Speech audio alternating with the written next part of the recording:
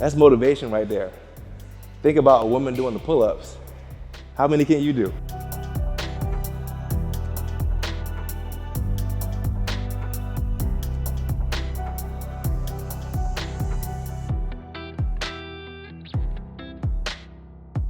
This is why your pull strength or pull day is essential. And you know what? I'm motivated today. I'm going shirtless because, haven't done it in a while, but I want you guys to see the gains. All right, we're going back day. I'm gonna give you 6 to 7 exercises that you should do on every pull day. Now, I'm making this pull day based off of, like if you do a push-pull leg day and you only have 1 day a week to train pull, this is what I'm gonna show you, the most efficient way to do that right now. Let's get it. So when it comes to pull day, I think the #1 exercise you should be focusing on is pull-ups. Now, pull-ups come in different variations. It could be a chin-up, it could be a pull-up. If you don't know the difference, chin-up is here. All right, hands facing towards you. That's the easier way. That's more bicep focused. Yeah, you're gonna work on your back, but when you wanna go and get a little bit stronger, you do pull-ups, and that's hands facing the other way, all right? Back of your hand towards you. Now that's where you get the most pull strength. If you can do the lat pull down and you can clear the whole rack of weights, but you can't do a pull-up, you're hustling backwards. Now, when it comes to pull day, I always start my workout off with pull-ups, but if I'm tired, this is your alt. You can choose between the two. You can either do the pull-up or you can do the lat pull down. But let me show you how to do both. So when it comes to doing the lat pull down or the pull-ups, they both work in the same muscle group. All right, we're focusing on the latissimus dorsi. If you don't know what that is, that's that thing that they call bat wings. Right, that muscle right here. It stretches all the way from here to all the way up here. All right, this is what we're focusing on. Regardless of choosing the lat pull down or weighted pull-ups, or even just body weight pull-ups, there's 3 things I need you to focus on. #1, getting full range of motion, all right? Making sure you come all the way up. You get those muscles to stretch. If you don't know what the lats are, it's this muscle right here. It's coming from here all the way up to the top, all right? When you get bat wings, this is how you do it. All right, start from the top, bring it all the way down below your chin. Squeeze those lats, get that blood flow and contraction that's gonna help the muscles grow. #2, we're gonna talk about your grip. All right, a lot of people go with their thumbs here, right? Some people wrap. When you wrap, it's gonna cause you to work on your grip strength a little bit more, which could target more of your forearms. Either way, I like to go with unwrapped thumb, which is gonna help me focus a little bit more on my back. So that's one thing you need to focus on. And I'm gonna say #3 is not swinging. You don't want momentum. You wanna be in the upright position, bringing that bar or your body up to the bar or to the chest. So if you're doing a lat pull down, you're gonna bring the bar down to your chest. If you're doing a pull up, you're gonna do the same thing, but opposite, all right? Tempo matters, form matters. Just make sure you do it correctly every time. So now we're on exercise #2. And you have 2 options. You got the barbell row or you got the cable row. Now here's the benefit to doing the barbell row. It's a big compound movement. It's hard, it's a barbell, you can put a lot of weight on it, but you're gonna feel it in your lower back. When I started training, I used to always do barbell rows, but later I started doing more cable rows because it was less pressure on my lower back, but there's benefits to both. Now, what I'm gonna choose, because most of you watching are gonna have lower back issues, we're gonna go with the cable row for #2. When I do these exercises, I'm thinking of 2 things, back width, back thickness, right? When you do the lat pull down and pull-ups, you're getting really good back width. That's gonna make your lats, you want that V taper. Now when you think of the row, think of more back thickness. And with these rows, we're going neutral grip, which means we're going inside, which is gonna work more of that thickness of your back. It's not really the lats as much when I'm talking about getting more like wings. It's definitely gonna make your back look thicker and fuller. So what you wanna do is make sure you get what we call a V-bar. Now I don't have a V-bar here, so I'm using 2 handles that's like a V-bar. What I want you guys to think about, right? When you do this exercise, I see a lot of you guys pulling and then rocking. This is a momentum row. I want you guys to slow that tempo down. I want you to get that same stretch, but go halfway back. Pull with your elbows. And don't rock. Slowly release. And I want you to squeeze. Every time. Slow release. Stretch. Contract. Slow release. Stretch. Contract.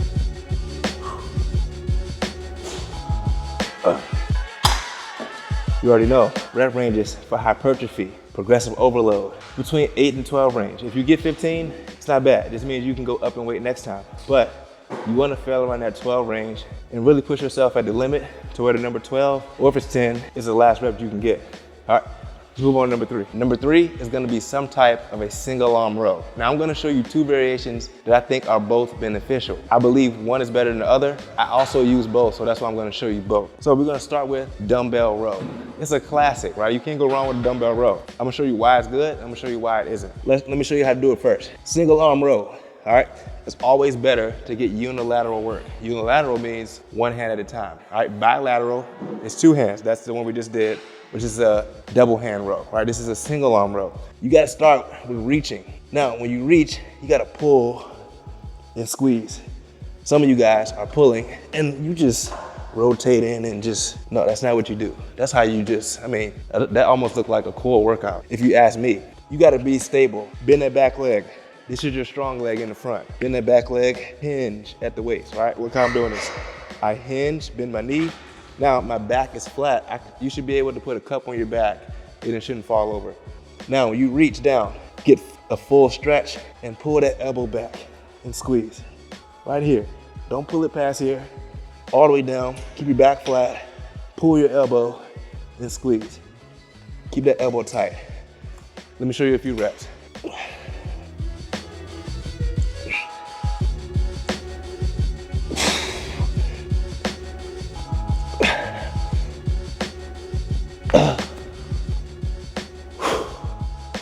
Some solid work. Now let me show you what I think is better. Now if you want to put more stress on your back, this is the best one. Single arm, cable row. Now the difference between this and the dumbbell row is the cable actually pulls you back. Right, you want something to pull you back. The dumbbell row is great because it's still like pulling against gravity, so it's still a amount of stress. But this one, when it actually pulls you back, you get a better eccentric phase, plus the concentric, which gives you what? More stress, more tension, better results, all right? Watch how I do this. Now you can do it 2 ways.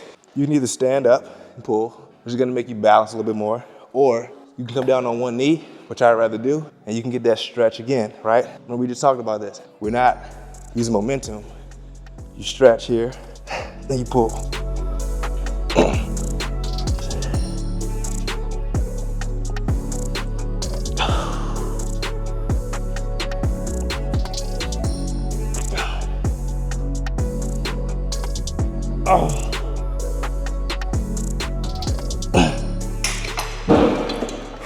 One thing I want you to take note of, the weight doesn't have to be heavy. It's all about tempo, control, time under tension. I'm still getting a good 10 to 12 reps, and my back is burning like crazy right now. Choose, either one you want, can't go wrong. This is my number 3. Let's move on. All right guys, number 4, rear delt rows. I want to tell you how important this is. A lot of you guys don't train your upper back properly. You train your lats. I mean, you're doing rows, you're doing lat pull downs and pull ups, but you don't train your upper back heavy. The back has the second largest, most muscle groups in the body, right? You got your legs first. The back is crazy, so that means you have to really train it efficiently. So when I'm doing upright rows, I use the bench, right? I do a chest supported rear delt row because it allows me not to get momentum. There's a lot of ways you can do this, right? And a lot of you guys also do what you call just like reverse flies, which is great, but you don't go that heavy, right? You always do something light, which we're gonna add in a superset rear delt flies. Once my weights, I'm gonna try to get those back. All right, let me show you how to do this. Chest supported row. Grab something heavy, right? The key tip to doing a proper rear delt row is getting your elbows up here, right? You wanna target your rhomboids, your delts, your traps, all of those muscles right here. The only way you can do that is if you bring it up in the L position and it's not down here at all. This is all the way up here at 90 degrees. All right, let's go through a few reps. Your knees and lean over the bench a little bit, even better, right? So you're almost flat. Now, bring them up, all the way down, squeeze.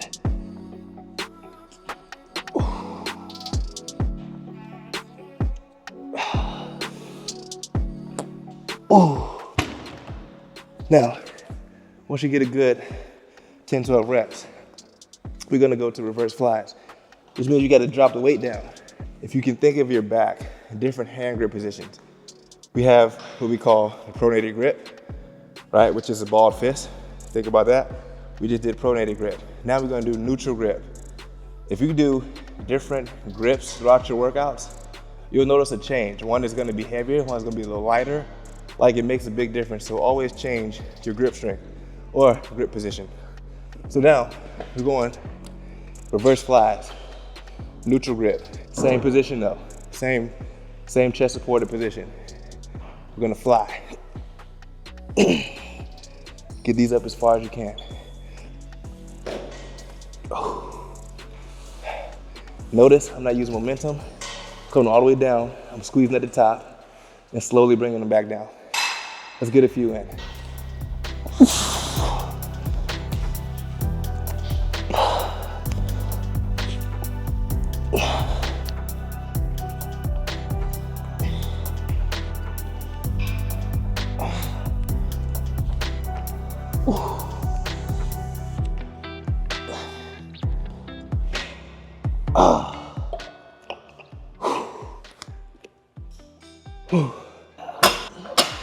Now, I know this is what you've been waiting for. This is what you guys want, the biceps. Look, quick story. I used to always do biceps. People ask me, how do you get your biceps so developed? I was doing biceps when I was like 9 years old. I had dumbbells in my room. I went straight to them every day, right? Bicep curls, because I thought like the curls are for the girls, right? Like this is the first thing people see, is the arm. You don't want to skip arms, but you also gotta train everything else, just like you train the biceps, right? Really focus on getting improvements on everything. Number 5, all right, we're going with preacher curls. If you guys don't know preacher curl, this is one of my favorites. I do it with dumbbells. I do it with the easy bar. All right, first thing you want to do, grip position inside. And this is actually, it's not challenging. Let's throw on some more weight. If you're wondering why I chose the preacher curl is one of the only exercises that you can't swing on, right? A lot of you guys are swinging with the dumbbells, use momentum to bring it up. The preacher curl actually put your elbows in place to where all you can do is lift with your biceps. Now make sure, one other thing, I know you guys don't always pay attention to this, when you do curls, you don't want your wrists here, right? You don't want your wrists coming back. You want your wrists dorsiflex. You want them flex forward, right? And then you can lift it. So let's do a few. Here we go. Now, arms come all the way down, and see that? All the way up, all right? This is your resting point. All the way down, get that stretch.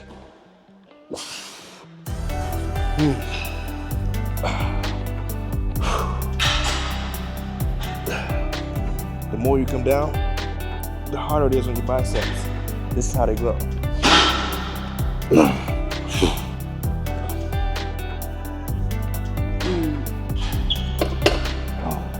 That was tough. That's number 5. Move on to the last one.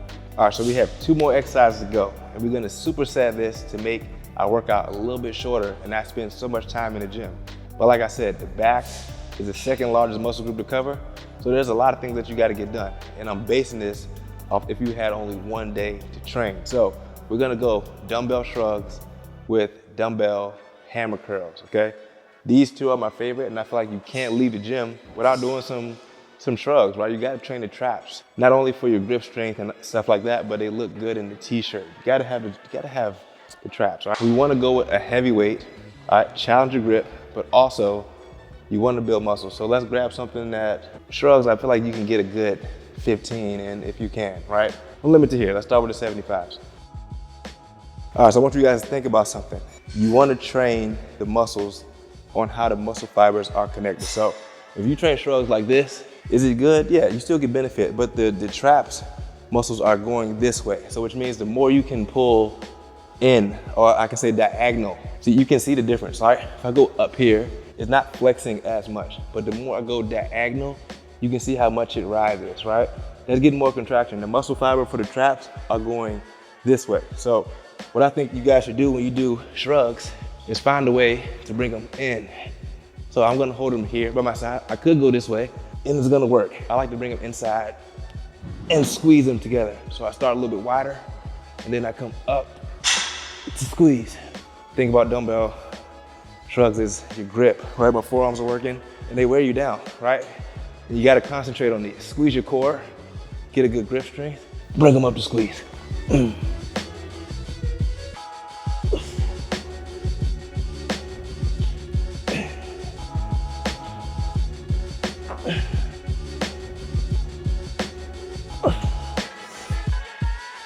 And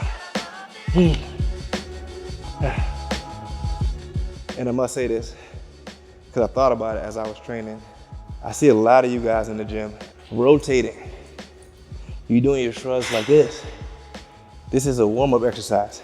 That's not gonna help anything when it comes to training. So when you do a shrug, whether it's on your side and straight up, or it's on your front, and you squeeze it, you don't wanna rotate. That's not gonna help anything. Just a good reminder or form tip when you do these. Now, for me, it's the last exercise. I want to train my brachialis, right? I hit the biceps, long head, short head, right? I got that bicep with that preacher curl. Now, this part also makes your arm look more full. So the brachialis, you have to do something across the body, hammer curl. You're also gonna get some of your forearms, right? I'm thinking of everything you can do in a pull day if you only have one day. Now you can do this twice a week, you're just gonna get double the gains. So we're gonna go with a hammer curl. It's gonna get your forearm and the brachialis and the biceps, all right? Let's get it.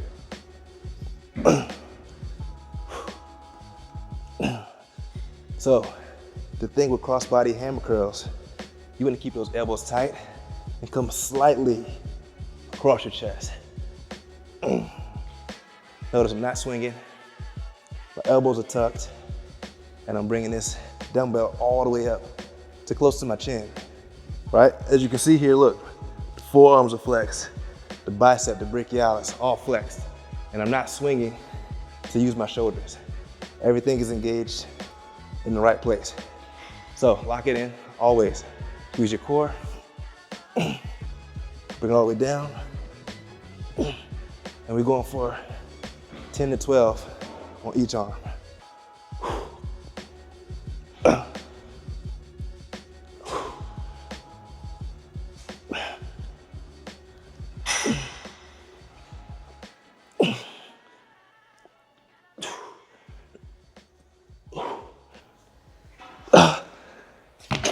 Oh my gosh.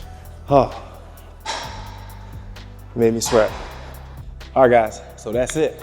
The only way you know if it was a good workout is you gotta flex and make sure that pump is where it needs to be at. All right, that's 6, 7, actually that's almost like 8 exercises for an essential pull day, right? It doesn't get no better than that, right? You get more variations if you get more days, but like I said, this is if you had one day to train your back and hit all the muscle groups. That includes the pull muscles. So guys, make sure you give this workout a try. I'm telling you, highly efficient, science-based. This is everything that you need to train your entire back and your biceps. So make sure you do this workout, share it with a friend, right? Do it again if you need to watch this, study the movements. But what I really want you guys to pay attention to is the mind-muscle connection, right? You're not gonna get the results, you're not gonna feel the muscles contract or what you need to be working on if you don't have the mind-muscle connection. All that means is when you lift, you wanna feel it in the area that it's supposed to target, all right? Take your time, right? It's not a rush. Don't rush to get results. Just do it over and over and over again. Make it a habit. Set a reminder, right? You keep skipping workouts, set a reminder so that you don't miss workouts. And following all of these workouts, if you don't have the nutrition that you need to be, practicing on a daily basis, you're never gonna see the cuts. You're never gonna see the muscle development, because all that's gonna happen is you're gonna keep getting fat to cover your muscles. If you guys wanna get further on your fitness journey and you don't know what to do, all right, I got a link below where you can fill out my coach application. If we can get started, I can help you get from where you are to way further than what you think you could be, and actually what you should be. So like I said, guys, make sure you like this video, share it with a friend. If you haven't subscribed yet, please do. Keep coming back for more videos. Peace.